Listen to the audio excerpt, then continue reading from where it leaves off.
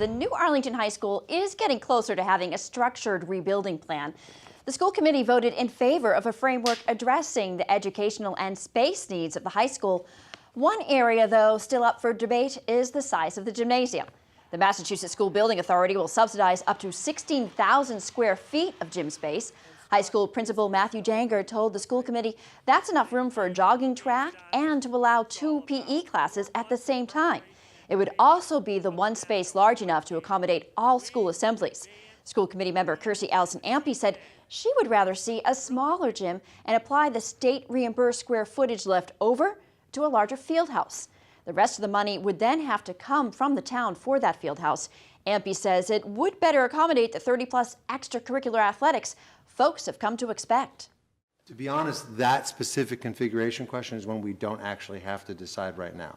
What we'd be still asking for is a 16,000 square foot gym. If in the future we decide to take that same square footage and reconfigure it, that's not really going to affect the MSBA's decisions around what we have. No matter whether the MSBA cares or not, I think it's something our town will care about. I think it's something our community will care about. It's something our parents and our students will care about.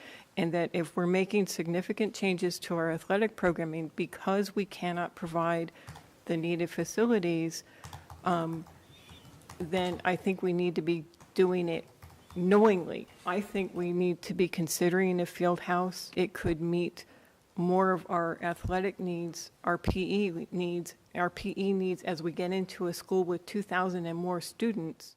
The school committee and AHS building committee will continue seeking input on the high school's design. We have more on how you can have your say and a tour of the current high school in just a bit in our newscast. In other school news, the school committee approved the superintendent's proposed budget for next year.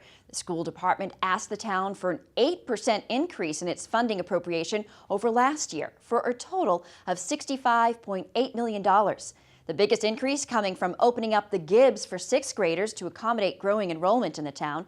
And the funding would also go towards additional specialists. And for the first time, full-time kindergarten teaching assistants, something parents and teachers had been asking for as kindergarten classes have increased in size to as many as 25 students.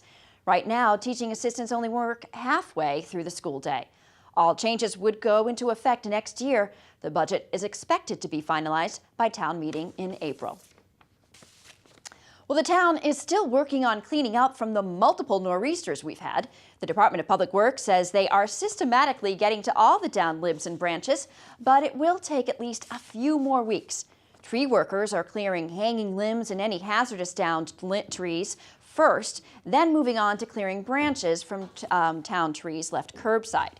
DPW Director Mike Rademacher says this is the worst tree damage he's seen in 10 years, mostly because it's so widespread. Hundreds of limbs and branches came down after the first and second nor'easters blew strong winds through the town in early March. And if you're wondering when the fields may be open for the spring and throughout the town, well, Rademacher says, do stay tuned. With snow still melting, he can't pin down a date just yet. Well, that's it for this week's Snapshot. Back to you, Paul.